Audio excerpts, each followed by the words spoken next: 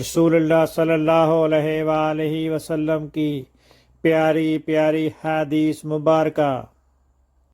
Make sure you like and subscribe to my channel for more hadiths.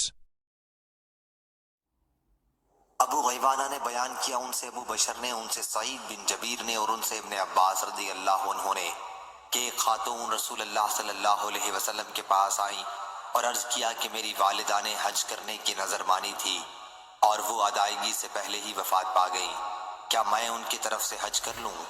حضرت صلی اللہ علیہ وسلم نے فرمایا کہ ہاں، ان کی طرف سے حج کر لو۔